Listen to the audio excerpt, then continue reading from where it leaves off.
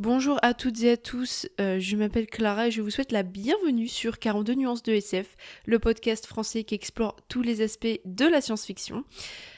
Comme vous l'entendez, il n'y a toujours pas de générique, mais vous inquiétez pas, hein, c'est temporaire, croyez-moi, c'est temporaire. J'imagine que ça vous est déjà arrivé de vous dire, face à une œuvre de science-fiction ou pas d'ailleurs, que wow, là c'est absolument pas crédible ce qui se passe, que c'est genre trop gros, c'est trop zinzin pour y croire. Au point que ça vous sorte complètement de l'histoire. Genre, par exemple, je sais pas, hein, mais des humains qui arrivent à conduire des vaisseaux extraterrestres en se familiarisant à peine 30 secondes avec les commandes. Genre, par pitié, arrêtez de faire ça, ça me rend ouf. Independence Day de 2016 là, soit maudit. Bref, récemment j'ai vu ça en regardant enfin l'adaptation filmique de Terre errante de Liu Cixin faite par Netflix. Et genre, vraiment, j'ai pas réussi à terminer le film, tellement. Je sais pas si c'est à cause de l'écriture du film, hein, pour des questions narratologiques, de construction de l'intrigue, ou si c'est juste l'univers qui me parle pas.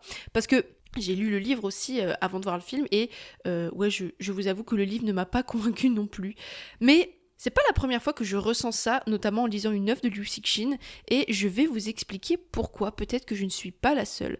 Dans cet épisode, on va parler de suspension d'incrédulité dans la science-fiction et de son évolution autour de nos nouvelles connaissances et de nos angoisses contemporaines.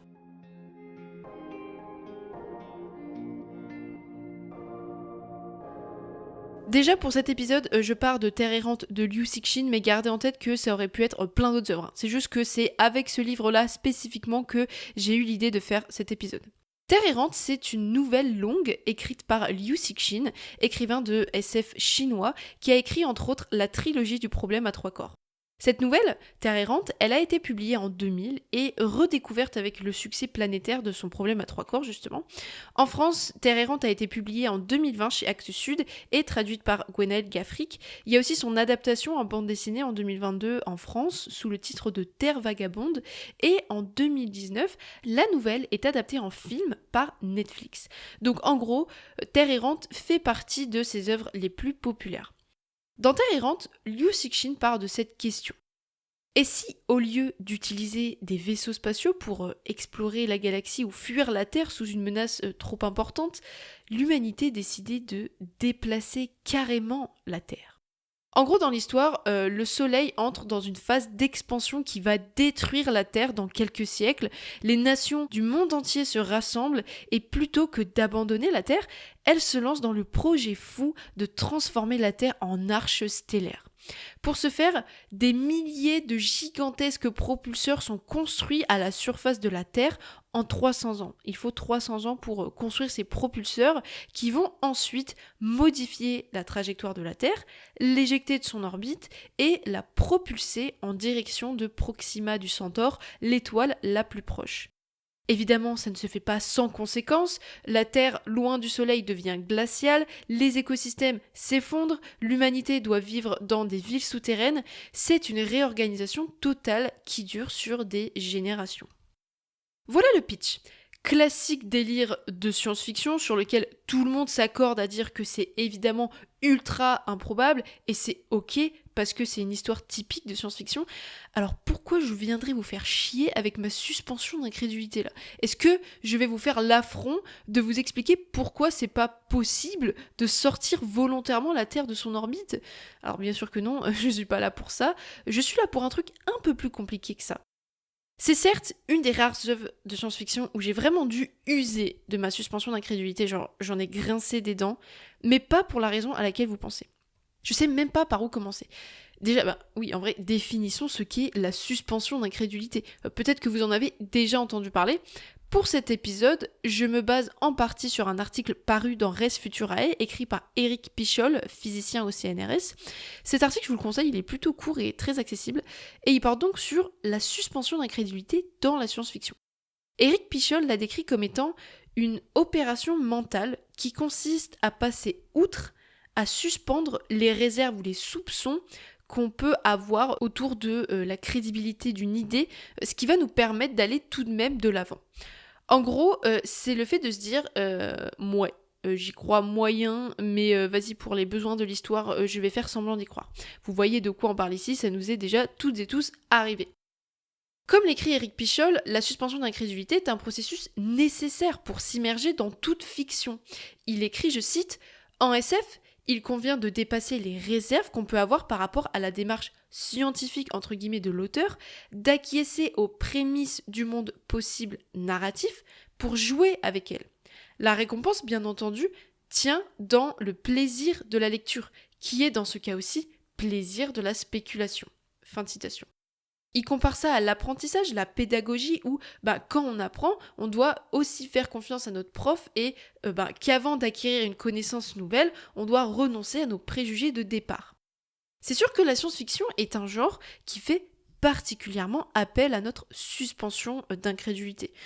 Des vaisseaux spatiaux à la vitesse supraluminique, aux téléportations, en passant par les voyages dans le temps, tout ça on connaît.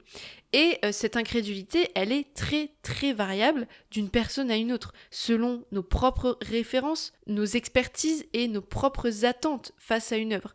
Mais ça dépend aussi d'un moment à un autre. Les moments où, par exemple, j'ai vraiment besoin d'évasion et de pas me prendre la tête, j'aurais tendance à être plus indulgente, entre guillemets, avec la véracité et la crédibilité de l'histoire. Et les autres moments où j'ai envie de baston et où je suis de mauvaise foi, là, je vais pinailler sur chaque détail de l'histoire. Donc, quand Liu Cixin me dit que le soleil est en pleine expansion, il va avaler la Terre dans quelques siècles, ok. Il avance l'échéance de quelques milliards d'années, certes, mais c'est ok. Quand il me dit que toutes les nations du monde coopèrent pour faire en sorte que l'humanité échappe à cette fin, je me dis, ok. Quand il me dit, on va pas construire des vaisseaux spatiaux, mais des milliers de super réacteurs dans la croûte terrestre pour déplacer la Terre, là tu m'as perdu, Liu Cixin. Et j'en suis la première étonnée, hein. Genre, des trucs barrés en SF, on en a vu et on en a kiffé, hein. Genre, je sais pas pourquoi c'est le premier truc qui me vient en tête, mais je pense au vaisseau Moya dans la série Farscape, qui donne naissance à un autre vaisseau. Je sais pas pourquoi ça m'a marqué. Vous avez sûrement pensé à des trucs plus zinzin, et d'ailleurs je serais curieuse de les connaître. Mais bon, tout ça pour dire que on est rodé, quoi. Alors, pourquoi Terre errante, ça n'a pas marché sur moi? Vraiment, j'ai commencé à me dire, mais Clara, mais qu'est-ce qui t'arrive? T'es aigrie? T'as plus aucune fantaisie, t'es beaucoup trop sévère. Enfin, évidemment que Liu Cixin lui-même sait que c'est pas crédible, que c'est un pur fantasme de science-fiction. C'est pas fait pour être réaliste. Je le sais tout ça, je le sais. Et je me suis vraiment demandé pourquoi cette histoire, pourquoi ma suspension d'incrédulité a échoué, alors que d'habitude, j'ai aucun problème, quoi.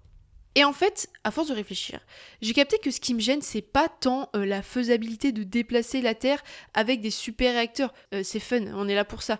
Non, ce qui me gêne, c'est plutôt l'approche générale de Liu Cixin, qui est propre à son œuvre entière, pas qu'à Terre errante, et qu'on retrouve aussi dans la grande majorité de la SF. C'est la manière dont il choisit de détailler certains aspects, tout en cachant d'autres.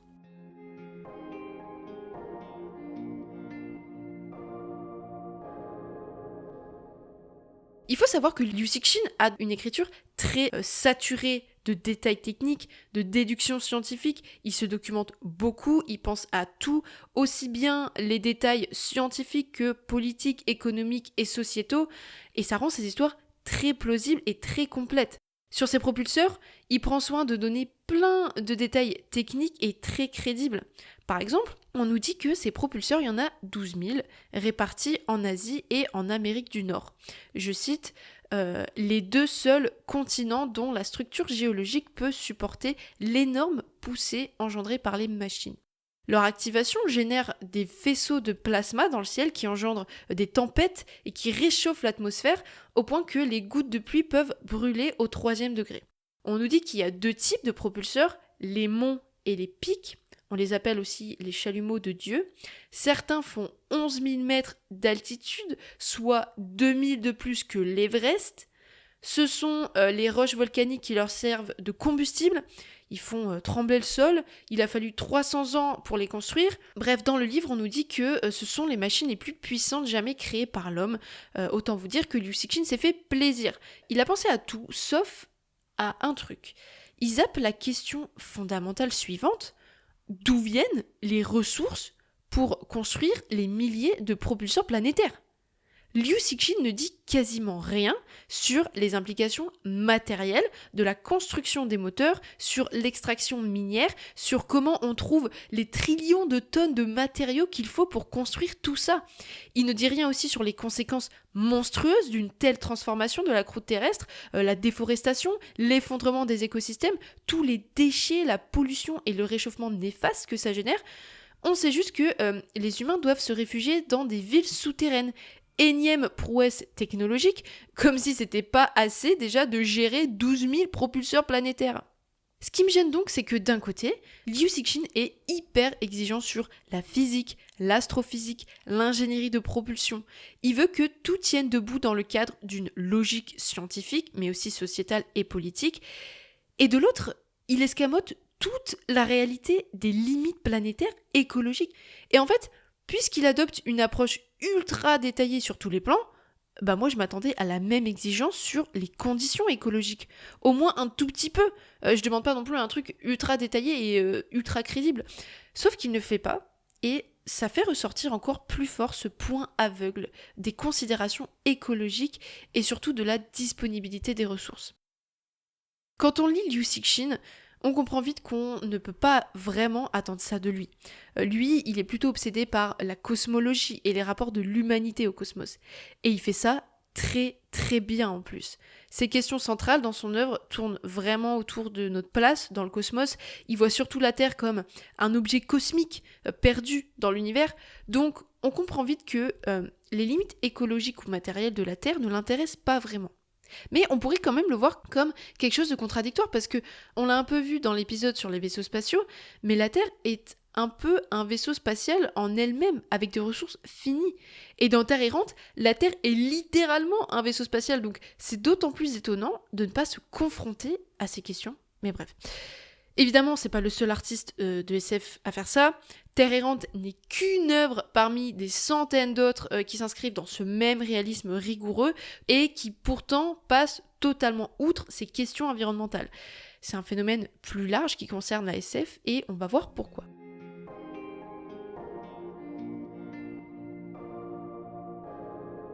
Pourquoi ce silence autour des considérations écologiques dans Terre errante par exemple ? Déjà, tout simplement pour que l'histoire puisse exister. Si Liu Cixin avait pris en compte la contrainte des disponibilités des ressources, par exemple, clairement, aucun réacteur planétaire n'aurait été créé dans son histoire. Il a désactivé ce paramètre pour pouvoir aller au bout de son idée. Et ça, c'est normal, c'est légitime. La fiction marche comme ça. La science-fiction, en général, a pour habitude de désactiver un paramètre du réel pour explorer une thématique. C'est une convention du genre, c'est ok. Mais Terre errante m'a fait réaliser un truc et je l'en remercie. Je crois que ce qui me gêne, c'est que dans la SF, on coupe justement toujours le même paramètre. Les ressources qu'on a, les limites énergétiques et planétaires, ce qui permet de soutenir des projets aussi énormes que des méga-structures terrestres ou spatiales par exemple. Et cette absence, elle n'est pas neutre. Elle dépend de la manière dont on imagine l'avenir, ce qui veut dire qu'elle a évolué avec le temps. Et pendant des décennies, la SF, elle a mis de côté la question des ressources parce que ça allait tout simplement de soi. Le futur était abondant, l'énergie était illimitée, les progrès techniques et technologiques semblaient infinis. Cette représentation de la science-fiction, elle dépend de comment on perçoit l'avenir, mais aussi du contexte géographique.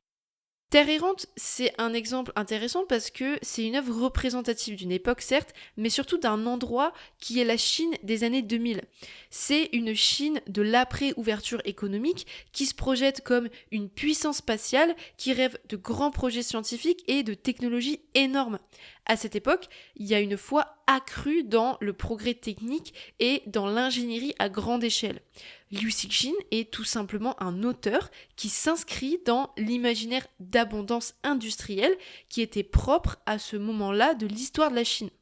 Et petite parenthèse quand même, je tiens à le dire, j'ai conscience ici que ma lecture de Terre errante est clairement située et qu'on ne peut pas la lire uniquement avec un prisme occidental pour parler de cette foi dans les progrès technologiques.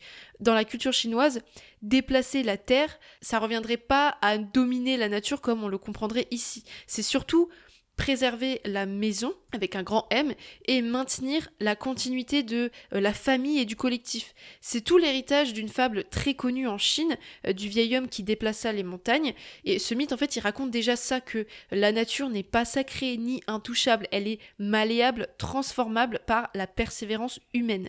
C'est donc une œuvre qui s'inscrit dans un autre contexte culturel et symbolique que le nôtre, et c'est important de le noter. Je vous mets une vidéo YouTube qui expliquera mieux que moi tout ce que je viens de dire si jamais ça vous intéresse. Et donc pour y revenir, cette manière d'imaginer l'avenir basée sur les progrès technologiques, elle se limite en plus clairement pas qu'à la Chine. On la retrouve aussi dans la SF états-unienne, européenne, partout en fait où il y a eu cette même foi dans le progrès et dans la capacité de la technologie à résoudre n'importe quel problème. L'idée c'est que si l'enjeu est en plus vital, comme ici la survie de l'humanité, alors on trouvera toujours les moyens et les ressources pour s'en sortir. C'est une vision très répandue dans la science-fiction et centrale chez Liu Cixin notamment, qu'on peut rapprocher du concept de technosolutionnisme. Et aujourd'hui, personnellement, le technosolutionnisme dans la science-fiction m'épuise. Pourquoi ? Entre autres parce que ça me demande trop d'efforts de suspension d'incrédulité. Aujourd'hui, on parle de plus en plus, mais toujours pas assez, des limites planétaires. Qu'est-ce que sont les limites planétaires ? J'espère que vous en avez déjà entendu parler. Ce sont des seuils à ne pas dépasser pour que l'humanité et d'autres espèces puissent continuer à vivre sur Terre. Ça a été proposé en 2009 par une équipe de recherche internationale et aujourd'hui on compte 9 limites planétaires, dont l'érosion de la biodiversité, la diminution de la couche d'ozone, le changement climatique, l'acidification des océans, l'introduction d'espèces nouvelles dans l'environnement à cause notamment de la pollution chimique, des perturbateurs endocriniens, du plastique, etc. L'occupation des sols à cause entre autres de la déforestation et de l'agriculture, la modification du cycle de l'eau, la perturbation des cycles biochimiques de l'azote et du phosphore à cause entre autres de l'agriculture et de l'élevage intensif, et enfin la concentration d'aérosols dans l'atmosphère à cause entre autres de l'activité industrielle. En 2025, 7 des 9 limites planétaires ont été dépassées. Les 2 seules dont le seuil critique n'a pas encore été dépassé sont la diminution de la couche d'ozone et la concentration d'aérosols dans l'atmosphère. Et donc, lire une œuvre aujourd'hui comme Terre errante où il y a la solution de ces propulseurs du démon là, à un moment où 7 des 9 limites planétaires sont dépassées et à l'aube de l'effondrement écologique, eh bien oui, désolé, mais je décroche. C'est pour moi trop absurde pour maintenir ma suspension d'incrédulité. L'optimisme technologique qui traverse toute l'œuvre de Liu Cixin, mais aussi une grande partie de la SF, nous dit qu'il y aura toujours une solution, toujours une ressource, toujours un plan B. Alors que les limites planétaires, elles, nous disent tout l'inverse, qu'on arrive au bout, qu'il n'y a pas de réserve infinie. Et ces deux logiques sont juste incompatibles. Elles entrent totalement en dissonance et c'est pour ça que je ressens un malaise face à ce type de science-fiction aujourd'hui. Si j'avais lu cette nouvelle en 2000, peut-être que ma suspension d'incrédulité aurait mieux tenu le coup. Alors bien sûr, même à l'époque, le scénario de Terre errante était invraisemblable, mais j'imagine que ça n'aurait pas empêché à ce point mon plaisir de lecture ni mon immersion dans l'histoire. Je pense qu'à l'époque, les mégastructures et les voyages spatiaux relevaient encore d'un fantasme qui se heurtait pas aussi violemment qu'aujourd'hui à la réalité des limites planétaires. Et c'est exactement ce qu'explique Eric Pichol dans l'article de Res Futurae. Il dit bien que la SF peut rapidement se heurter à l'évolution des connaissances et des angoisses. Ce qui semblait plausible ou visionnaire à un moment donné peut paraître naïf ou daté plus tard. Non pas parce que l'œuvre est fausse ou mauvaise, mais parce que nos cadres cognitifs et culturels ont changé. Comprenez que c'est pour ça que je ne reproche rien à Liu Cixin.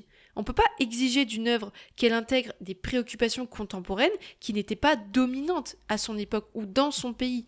Même si, soyons honnêtes, les premières alertes écologiques datent quand même des années 60-70. Donc, mon malaise aujourd'hui face à Terre errante, mais d'autres œuvres de ce style, il relève d'une question plus large, et que je trouve méga intéressante, qui est que faire de ces œuvres-là ?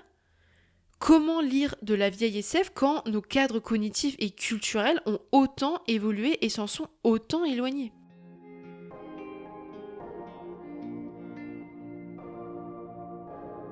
La SF est presque toujours une projection d'un présent dans le futur. Donc forcément, quand notre présent évolue, beaucoup de récits prennent un coup de vieux.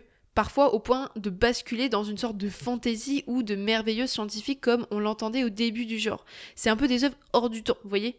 Et c'est pas un problème en soi, hein. Comme je disais, on peut évidemment pas reprocher à des œuvres anciennes de pas intégrer des préoccupations qui sont apparues plus tard. Elles sont le reflet de leur époque et c'est ce qui les rend précieuses. C'est pas parce qu'elles avaient plus de sens à leur époque qu'elles en deviennent obsolètes aujourd'hui. Au contraire, elles permettent de prendre conscience de ce qui a changé dans notre regard sur notre monde. C'est juste que ce décalage, il implique un changement de lecture très important. C'est moins des récits immersifs ou crédibles comme au moment de leur parution, mais davantage des témoignages historiques ou des traces d'un imaginaire qui est aujourd'hui révolu. Et pour ma part, là où je tiens le moins, c'est quand je fais face à une SF ultra techno-optimiste qui fait totalement fi des limites planétaires. Pas parce que j'aime pas ces récits en soi, dont j'ai grandi avec eux, c'est juste qu'ils me paraissent trop déconnectés de la réalité matérielle, trop déconnectés pour que ma crédulité suive. Si j'ai forcément une certaine tolérance avec les vieilles œuvres de SF sur ce sujet comme pour Terre errante, j'ai en revanche beaucoup plus de mal à lire de la SF contemporaine, de la SF d'aujourd'hui, qui continue de s'ancrer dans ce techno-solutionnisme et qui fait comme si notre futur pouvait reposer sur des ressources infinies. Alors oui, dans la SF, il y a quand même de plus en plus de récits climatiques, on en a déjà parlé, de post-apo low-tech et un ralentissement très net du space opéra, sous-genre de la SF qui met en scène de grandes épopées interstellaires, c'est pas anodin. C'est révélateur selon moi d'une forme de désillusion. La faisabilité des grands récits spatiaux entre en totale dissonance avec ce qu'on sait aujourd'hui. L'industrie spatiale, comme tous les secteurs, est exposée aux ressources terrestres limitées et à leur surexploitation. Donc, qu'est-ce que vous voulez qu'on construise des flottes spatiales? Plus personne n'y croit. Et pourtant, malgré cette prise de conscience, je trouve qu'il y a encore beaucoup d'œuvres qui continuent de glorifier une sorte de fuite en avant technologique. Le transhumanisme en soi a quand même de beaux jours devant lui, on en a parlé dans les épisodes d'avant. La géo-ingénierie aussi. La géo-ingénierie, ça renvoie à un ensemble de technologies qui cherchent à modifier le climat directement et c'est une solution qui aujourd'hui très concrètement est réellement prise au sérieux pour répondre au réchauffement climatique. Au secours. Je pense notamment à Kim Stanley Robinson, grand écrivain de science-fiction qui est plutôt engagé dans la lutte climatique, mais qui a, dans ses histoires, énormément recours à des concepts de géo-ingénierie. Très étonnamment, comme dans son ministère du futur. Bon, en même temps, c'est lui qui a écrit la trilogie de Mars avec la terraformation de Mars, donc quelque part, c'est pas étonnant de lui, mais ça me gêne aujourd'hui et j'ai vraiment eu beaucoup de mal à lire le ministère du futur. Ces récits, j'y arrive plus parce que, justement, ils reposent sur l'idée d'une abondance infinie qui n'a plus aucune prise sur le réel aujourd'hui.